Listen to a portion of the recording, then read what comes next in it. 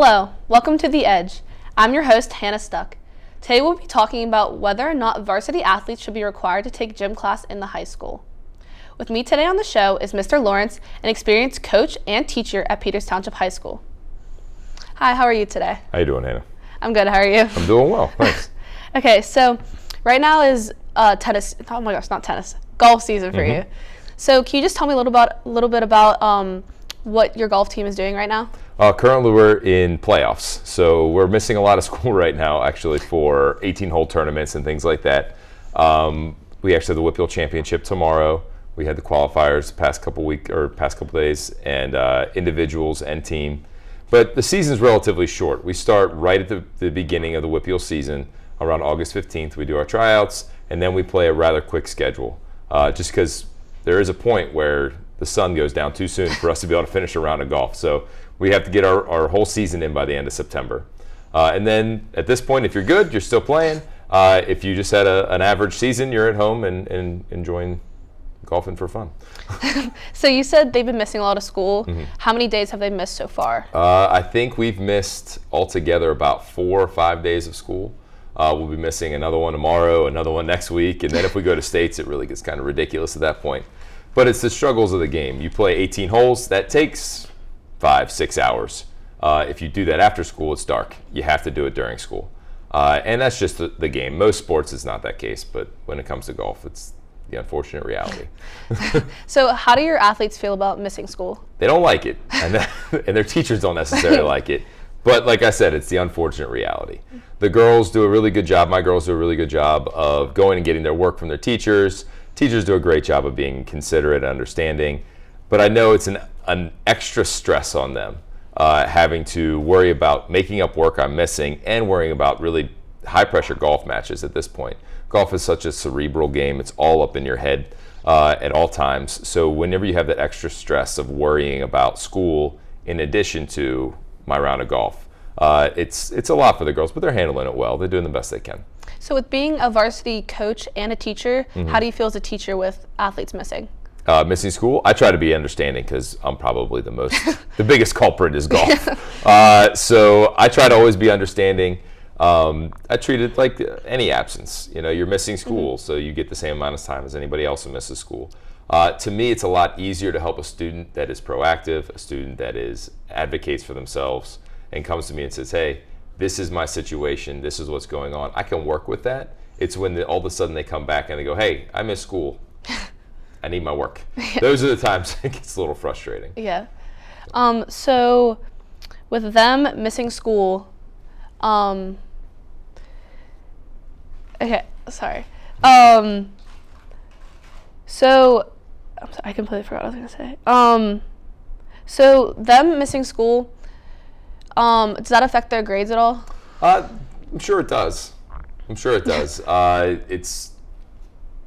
I can't imagine it doesn't have any impact, but it's only one quarter. Yeah. And the girls do a great job of keeping themselves in the game. You can't just let it fall apart. But I think that's part of all sports. I mean, every single athlete is dealing with this. Missing school makes it a little tougher, but the girls' soccer team, like you play soccer, you're dealing with these things. You have all those practices after school. Yeah. We don't practice as much as you guys do. So there are days where they don't have any golf after school. There are no days where you don't have soccer after school. Yeah. So I mean, it's the reality of the situation. So practice-wise, what does your typical practice schedule look like? We've only practiced maybe about 5 or 6 times. Now we play 2 or 3 times a week. Okay. And that's 6 hours after school. Our practices are typically we go out to the range. We play at Valley Brook, and Valley Brook's very good to us. They let us come out there. We'll hit balls on the driving range. They have a short game area. We can work on things, putting green. Sometimes we'll play a practice round if the girls just need to go out and play a couple holes. It's more the JV program where they'll do more practices than matches. But if you're in varsity, we're mostly all go on matches and playing and that sort of thing. So with our school having 15 sports total, 21 being varsity teams, boys and girls, how do you feel about PE being required in the high school? I personally believe that physical education is necessary. I think that kids should be taking phys ed. Phys ed is not the same as a sport. Okay. Not to get ahead of the game there, but but what do we do? They require what? 2 semesters? 2 semesters, yeah. I think that's fair. I believe that at the end of the day, if anything, the number one thing you get from physical education is obviously the knowledge of all those things, but you get a break. I teach AP classes too. I teach coaching golf, coach basketball in the winter, teaching these AP classes, teaching all these. I see how much stress these kids go through. Phys ed has got to be a time where there's no stress. It's got to be nice to have 41 minutes to just go and run around. Yeah. It's nice. Now, I know, granted, that's predominantly in the younger grades, but I do see the necessity of it. I know, me personally, sophomore year, I did not have room in my schedule to take a gym class because you're trying to take the rigorous schedule for college. So I'm having to take it this year, senior year, which is not fun. But so you do believe that even varsity athletes that have a lot of time after school doing their activities still should be required to take the semesters? I think that should be, because at the end of the day, it's not the same as a sport. Yeah. When you're playing a sport, you're doing a very specific skill, and you're working a whole lot harder than you do a phys ed class. Yeah. Phys ed class, you look at some of the activities we have, orienteering, fly fishing, archery. These are not physically rigorous activities. Yeah. But it's a break, and then I think that's important. And also, it does introduce you to things that you never would have done. I mean, how many kids have gone fly fishing for the first time in their lives because of the fly fishing unit here?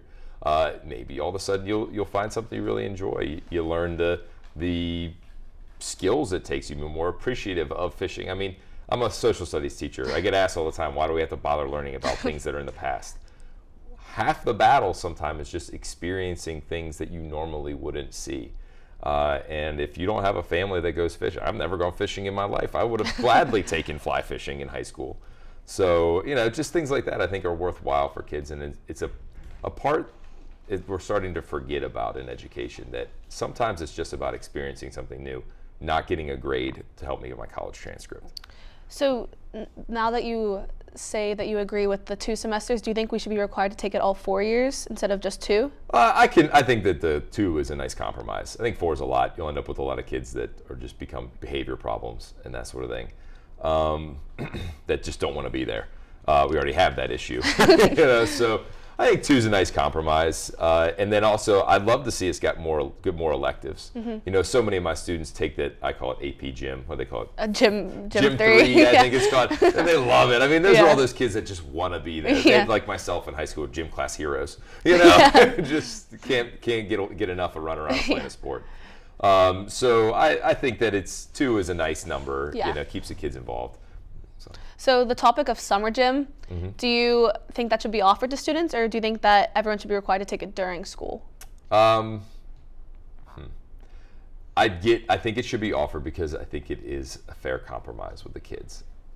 Like I said before, I think it's good for kids to take phys ed during the school day, during the school year, but that's my opinion. That's not true of everyone. There are certain students that the idea of having to change my clothes every day for phys ed class is a much bigger deal than it ever was to me, and I want to be considerate of that. So, or as much as I kind of worry about kids that want to take 9 classes and not even take a lunch, that's just, it's burning that candle at both ends and in the middle at the same time, so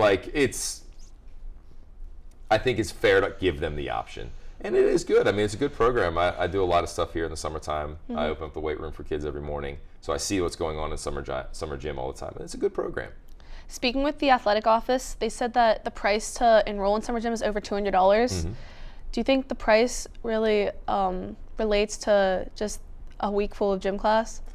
It's pricey, but you have to pay teachers. You have to pay for the event space. You have to pay for, there's a lot of things that people don't realize you're paying for.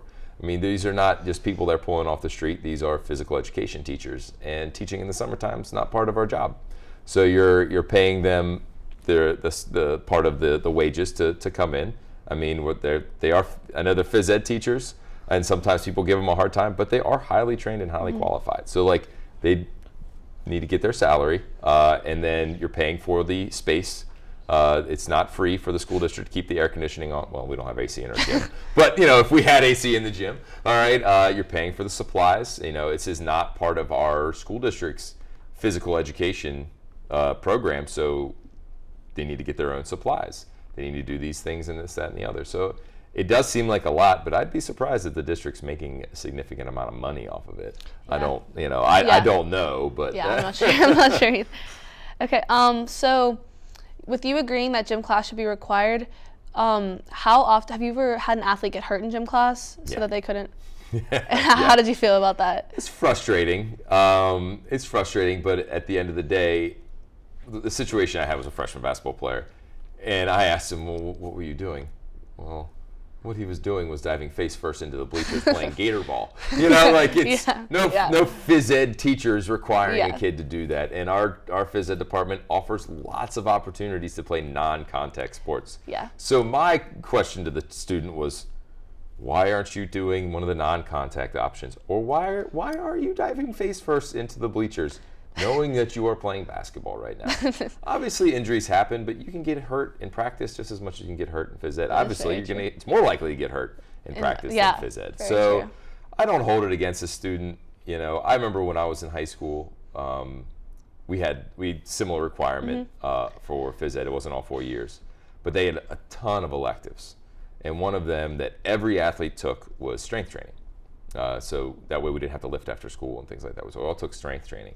And if you had a game that day, Coach Abbott, who was the teacher for strength, he didn't make us participate. He said, you can go there and do your homework, or you can lift if you'd like. It's what you want to do. Yeah. But he always gave us that option. Now, I don't know if that's right, wrong, or whatever. That's totally a phys ed teacher's choice. But I don't get too upset, but it is a little frustrating. Yeah, that would definitely be frustrating. It's very frustrating. Yeah. Okay, so you were talking about you in high school. Did you play varsity sports when you were in high school? Yeah, I played basketball. Basketball? Okay. And did you also enjoy taking gym class too? I love gym class. You did? Okay, yeah. So, yeah. No, we did, I had what's called block scheduling, so we had an hour and a half long phys ed classes.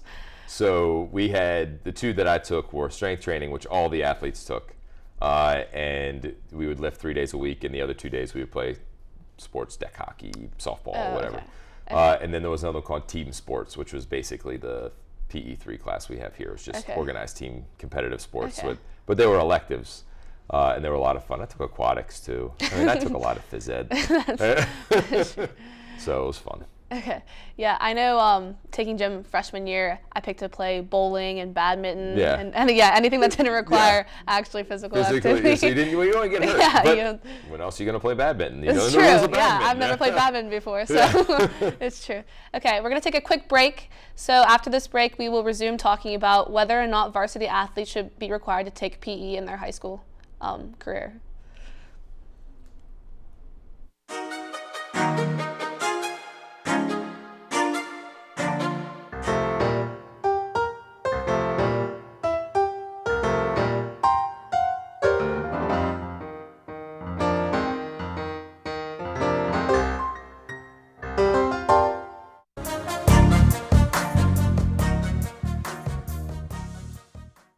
Hi, welcome back to The Edge. I'm Hannah Stuck, and I'm here with Mr. Lawrence, the freshman boys basketball coach and the varsity girls golf coach.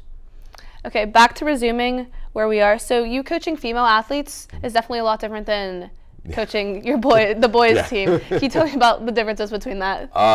There's very big differences between my two coaching gigs. I mean, not only in gender, but it's in sports, it's in age. I mean, coaching girls golf, coaching girls in general, I can't be the hyper-competitive athlete I was in high school, kind of letting through it. I'm coaching boys basketball. I can start screaming and yelling and doing all the stuff that let that hyper energy out, and they respond to it and they like it, and they get.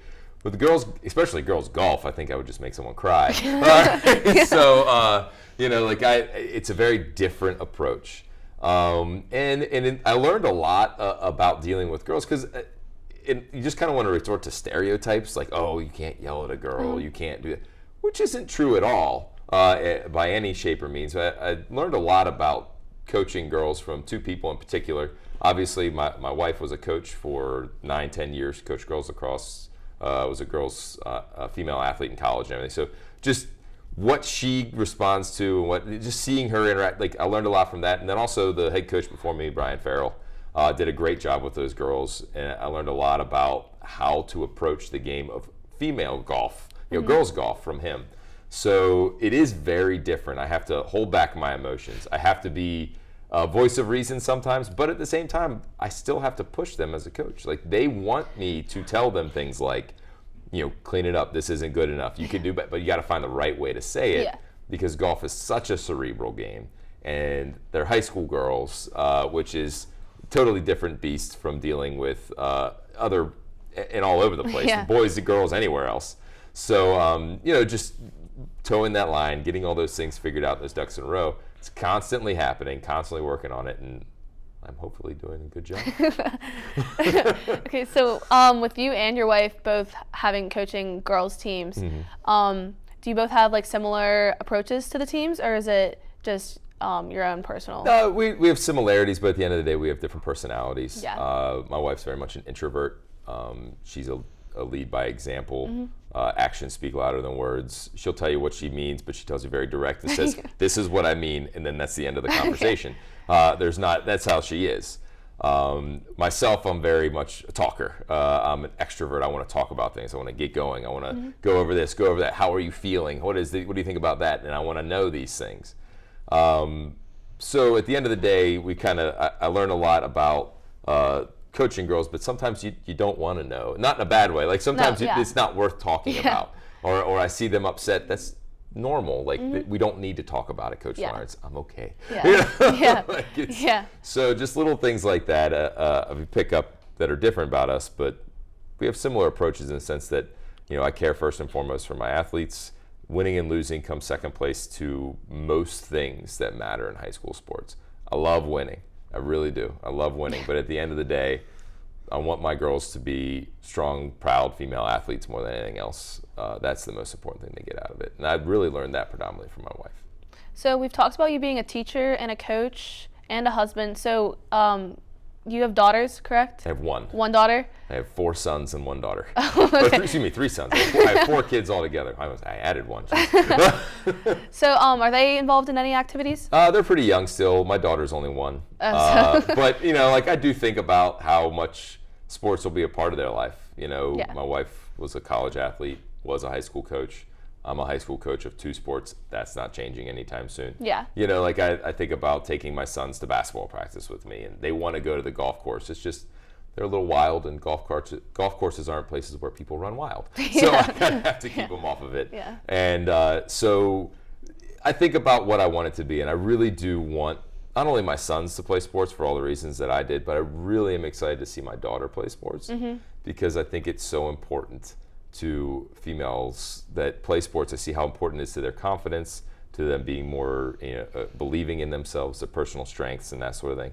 It's good. All those things are great for the boys, and it does it for the boys too, but I think it's just really important with female athletes. And I see the girls, we have such great female sports here at Peters. So much success. It's so the banners all over the gyms for our female sports teams. And in 10 years I've taught here, I've always been admiring how our girls handle themselves when they walk through these hallways. They're so strong and believing in themselves. And I saw that not only in them. My wife played sports here at Peters, with 3-sport athlete at Peters. She's that way. And I want my daughter to be that way too. So, especially because she's going to be tall. So I don't want her worried about people thinking she's tall. So do you think your perspective on whether gyms should be required will change once your kids are older and their schedule gets hectic with their sports? I don't want to say no, because who knows what I'm going to think then. But I don't think it will. I think at the end of the day, I would encourage my child to take it for what it is. Like I said, a break and an opportunity to try some new things. An introduction to stuff. I think as far as the physical education aspect, I'm going to, just how I am, I'm going to have my children up and moving, and I'm not worried about them being physical and that sort of thing. But I think it's good to get out of your desk and run around. I want them to do those things. Obviously, it's going to be a discussion that we have one day if they don't want to do it, but I would think that's not going to change. So back to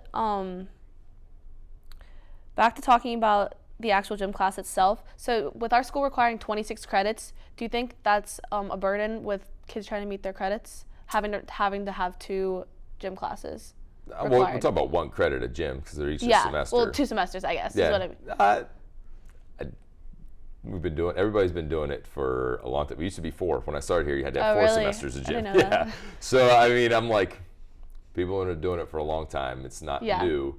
Where it becomes a burden is students wanting to take specific classes that are only offered so many times a day. Yeah. That then gym becomes a issue in scheduling.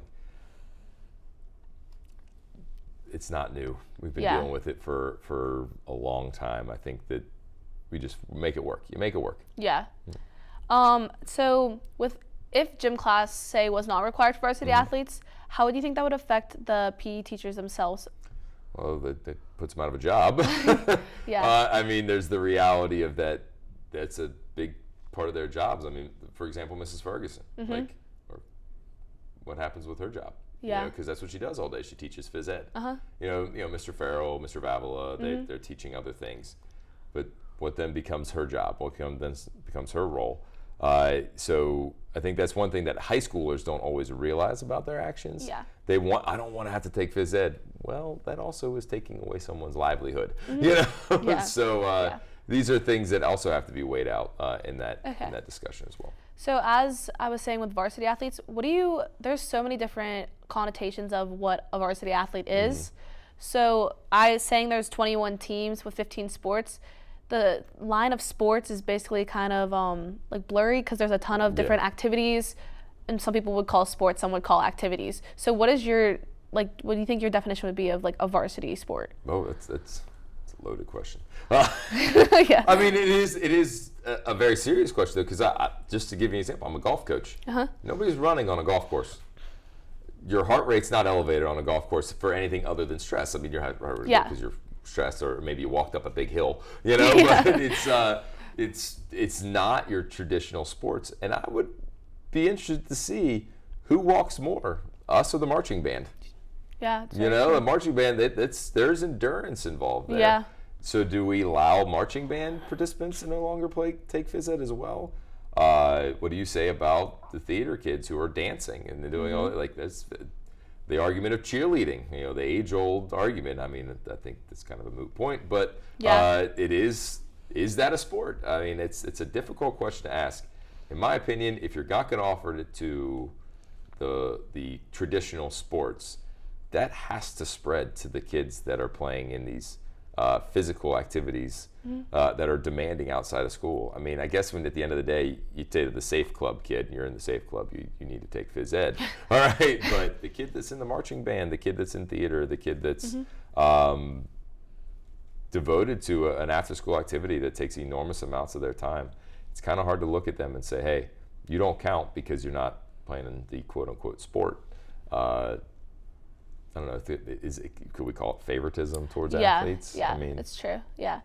I know playing myself freshman year, even playing basketball, the practices were very 6 to 8 right in the middle of your day. Oh, yeah. I know trying to get homework done was really stressed. So do you think completely eliminating gym would help with homework, or do you think that would you don't have homework in phys ed. I mean, I did not mean that.